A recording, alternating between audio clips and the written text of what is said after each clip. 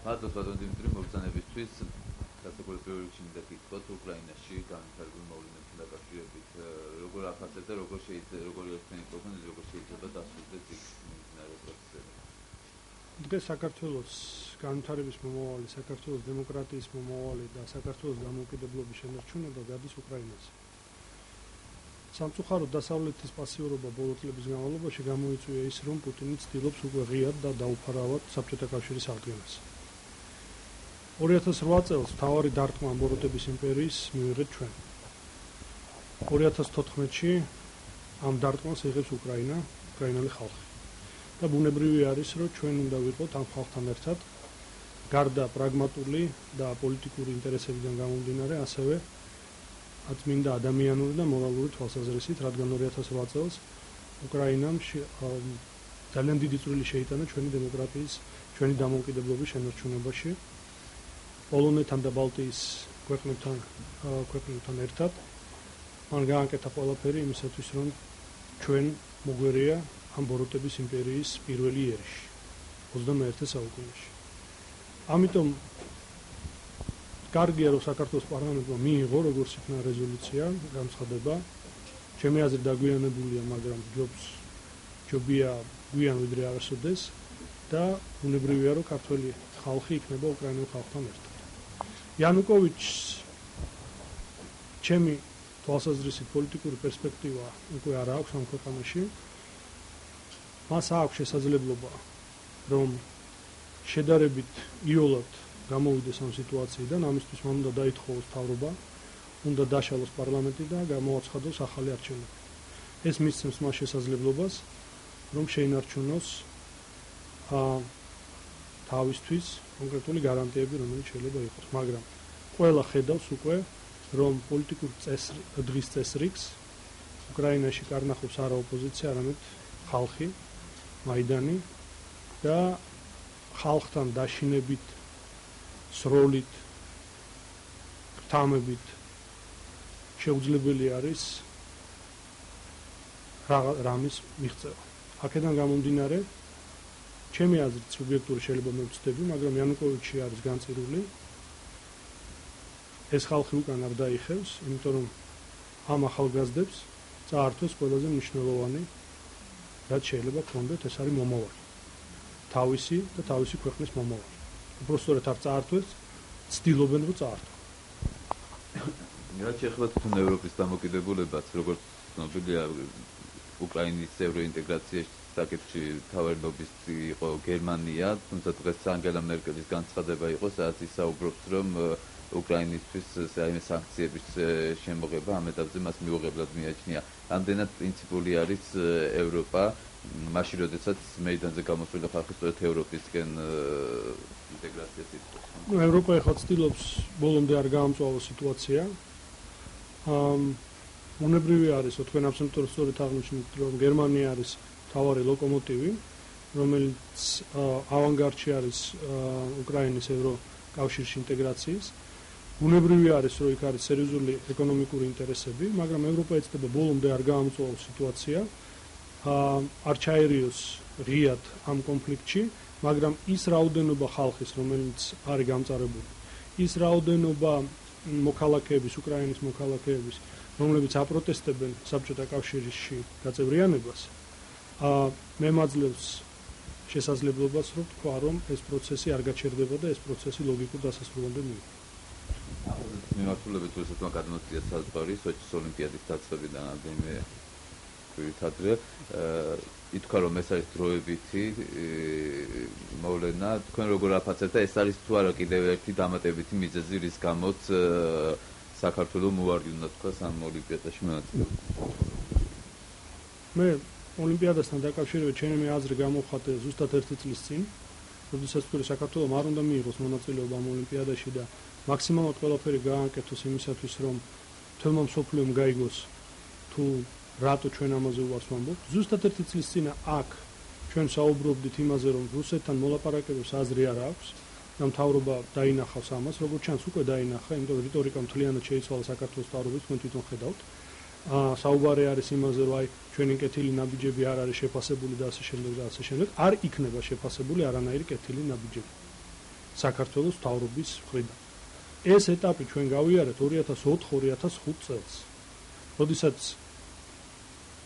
ჩვენ ვცდილობდით დაგველაგებინა ურთიერთობა რუსეთთან, მაგრამ ეს ურთიერთობა ვერ ლაგდება, იმიტომ რომ რუსეთი გეუბნება, რომ ან იქნება შენ საბჭოთა კავშირის ნაწილი, შენ არც გექნება არც აფხაზეთი, არც ცხინვალი და მუდმივად, როდესაც მე მომინდება, თავში ჩაგარტყავ. და შენ ამისთვის მადლობები უნდა გადამიხადო. თვითონ საქართველოს ხელისუფლებასთან დამოკიდებით თვითონ პრემიერ-მინისტრმა დაოში ინტერვიუში განაცხადა, რომ საქართველოს ხელისუფლება მოელით რუსეთის მხრიდან პროვოკაციებს. იგივე ექსპერტები ამბობენ, რომ უკრაინაში დამარცხდა მეიდანი, ამის შემდეგ უკვე გააქტიურდება ზეწოლა საქართველოზე. რა პროცესებს უნდა ველოდეთ, რა კუთხით შეიძლება შევექმნათ პრობლემები იმ შემთხვევაში, თუ კი უკრაინის მოვლენები ოპოზიციის და ხალხის დამარცხებით არის. აქ იქნება ორი ეტაპი სამწუხაროდ, ამაზე ღიად უნდა ვისაუბროთ, იმიტომ რომ მოსახლეობა უნდა იყოს მზად ამისთვის. პირველი ეტაპი უშუალოდ ეხება ოლიმპიადას, როდესაც ნებისმიერი ჩეჩენი მებრძოლების აქტიურობა იქნება რუსეთის მიერ განცხადებული, რომ ეს აქტიურობა მოდის საქართველოდან, რადგან ზოგიერთმა სახელმწიფო მოღვაწემ ახალი მთავრობის ღიად ერთი წლის წინ განაცხადა, რომ ჩვენ ჩეჩენ ტერორისტებს ვამზადებდით ჩვენ ქვეყანაში, რაც მისცა არგუმენტი რუსეთს სამომავლოდ, რომ ნებისმიერ დროს დაგვაბრალოს, რომ ეს ჩეჩენი მებრძოლები ჩვენგან არიან გათმობილები და გადმოცულები. ეს რაც შეეხება უშუალოდ ოლიმპიადას, ოლიმპიადის შემდეგ იქნება ბევრად უფრო მწვავე და მე მგონი 100-დან 100 ექსპერტი ამაზე საუბრობს, რომ რუსეთის ზეწოლა საქართველოზე იქნება დაუფარავი და უფრო ძლიერი, რა თქმა უნდა იქნება გამოყენებული ცხინვალის რეგიონი და აფხაზეთი. მადლობა ღმერთს, ჩვენი ეკონომიკა არ არის უკვე რუსეთზე დამოკიდებული. მიხეილ სააკაშვილის მთავრობამ გააკეთა ყველაფერი ამისთვის, რომ ჩვენი მთავარი პარტნიორი ყოფილიყო ამერიკის შეერთებული შტატები და ევროპა, თურქეთი, ჩინეთი, ეკონომიკური თვალსაზრისით, ამიტომ ჩვენ არა ვართ დამოკიდებული რუსულ ბაზარზე, ამისთვის ძალიან ბევრს გვაგინებდნენ. ეხლა პირიქით საუბრობენ, რა კარგი ყოფილა თურმე ეს, რომ ყველამ დაინახა რა მოხდა უკრაინაში. ზუსტად ამაზე საუბრობდა მიხეილ სააკაშვილი, როდესაც ამბობდა, რომ არ შეიძლება ვიყოთ მიბმული ამ არამდგრად ბაზარზე, მაშინ ის ხალხი, რომელიც ეხლა დიდი კმაყოფილებით საუბრობს, რომ რა კაია რუსეთისგან დამოუკიდებლობა, მაშინ აგინებდა სააკაშვილის მთავრობას იმისათვის, რომ თურმე რა მაგარი ბაზარი დავკარგეთ ჩვენ. დასავლეთის რამდენიმე ქვეყანა მიიღო გამოკვლევის ტელევიზიურ ჩავლენ სოციალურ ოლიმპიადაზე მოხდება აფეთქება და მათი თავდასხმა. თქვენი აზრით რამდენად უზრუნველყოფს პუტინის რეჟიმი ოლიმპიადის უსაფრთხოებას და იმ შემთხვევაში თუ კი რაიმე ექცესს ჰქონდა მართა ადგილი და რაიმე აფეთქებას, ამ შემთხვევაში თქვენ საუბრობთ, რომ გამოითქვა მათ შორის საქართველოში მოღვაწე პოლიტიკოსების მხრიდან, რომ საქართველო ამზადებდა ჩეჩენ ტერორისტებს, ამ შემთხვევაში ეს ექსცესებიც ხომ არ იქნება დაკავშირებული საომავლოდ საქართველოს. მე გეტყვით, რასაც ვფიქრობ. ამ ოლიმპიადასთან დაკავშირებით, სამწუხაროდ ის, რასაც ღია წყაროებით ჩვენ ვიღებთ ინფორმაციას, სოჩის ჩაკეტვასთან დაკავშირებით, იმ ზომებთან დაკავშირებით, რომელიც არის მიღებული სოჩი, მეტყველებს იმაზე, რომ ძალიან შორს არის ეს ოლიმპიადა იმ ოლიმპიადის იდეებისგან და იდეალებისგან, რომლის გამოც ეს ოლიმპიადები შეიქმნა, ხო? ოლიმპიადა არის მშვიდობის სიმბოლო და იმის მაგივრად, რომ ეს იყოს მშვიდობის სიმბოლო, ოლიმპიადა ტარდება ჩაკეტილ ქალაქში, უპრეცედენტო უსაფრთხოების ნორმებთან დაკავშირებით, ნორმებთან ერთად. აქედან გამომდინარე, როგორ შეესაბამება ეს ოლიმპიური იდეალებს, ჩვენთვის საერთოდ გაუგებარი არის, ეს უფრო გავს ახირებას ერთი ადამიანის, რომელსაც ძალიან უნდოდა ესეთი ოლიმპიადის ჩატარებას. ესეთი ოლიმპიადები ტარდებოდა, თუ გახსოვთ, რუსეთს აქვს ამის გამოცდილება, 80 წელს როგორ გაყარეს ხალხი მოსკოვიდან, როგორ ჩაკეტეს მოსკოვი და როგორ ატარებდნენ ოლიმპიადას, ზუსტად ესეთი მეთოდებით ეხლავე ატარებენ ესეთ ოლიმპიადას, ამ ოლიმპიადას. ესეთი ოლიმპიადები იყო მე-20 საუკუნის დასაწყისში, როდესაც ნაცისტური გერმანია ატარებდა ესეთ ოლიმპიადას, რომელიც ოლიმპიადასთან არაფერ შუაში არ იყო. სპორტთან არაფერ შუაში არ იყო და იყო დაკავშირებული მხოლოდ პოლიტიკასთან.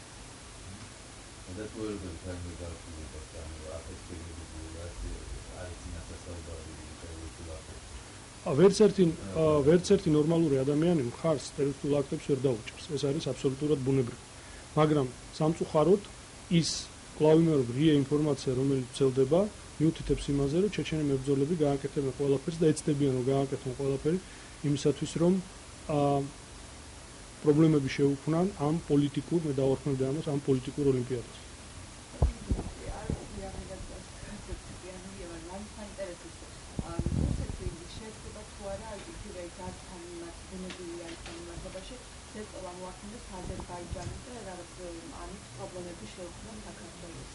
რუსეთი შეეცდება ყველაფრის გაკეთებას. საბედნიეროდ ჩვენ გვაქვს აზერბაიჯანთან ისეთი ურთიერთობა, რომელიც გარკვეულ გარანტიებს გვაძლევს ამ მიმართულებით, მაგრამ მე გეტყვით, რომ მაგალითისთვის ჩემი პროგნოზით 1000-ობით ადამიანი დარჩება საქართველოში უმუშევარი, იმის გამო რომ ზეწოლა რუსეთის მხრიდან აზერბაიჯანზე იქნება მაგალითად ავტომანქანებთან დაკავშირებით.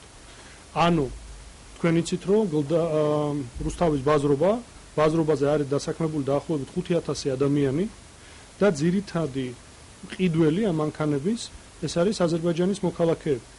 მათ აზერბაიჯანელებს მიაქვთ მანქანები თავისთან. როგორც არის ცნობილი, რუსეთი ევრაზიული კავშირის და კავშირის ფორმატში ცდილობს რომ აზერბაიჯანმა მისცეს კონკრეტული შეღავათები რუსულ ავტოგიგანტებს, ეს ავტოგიგანტები ჭყალებში, იმ ქარხნებს, რომელიც უშვებენ რუსულ მანქანებს, იმისათვის, რომ მათი მანქანები გაიყიდოს აზერბაიჯანში უფრო მეტად. ეს გამოიწვევს იმ ადამიანების, რომელიც ახლა არის დასაქმებული და ეს არის დაახლოებით 5000 კაცი, ამ ადამიანების უმუშევრობას გამოიწვევს, იმიტომ რომ თუ აზერბაიჯანმა მიიღო ეს ზეწოლა და შექმნა პრეფერენციები რუსულ ავტომანქანებზე, უნებრივი იქნება, რომ აქედან ვერ შემოიტანს ამ მანქანებს.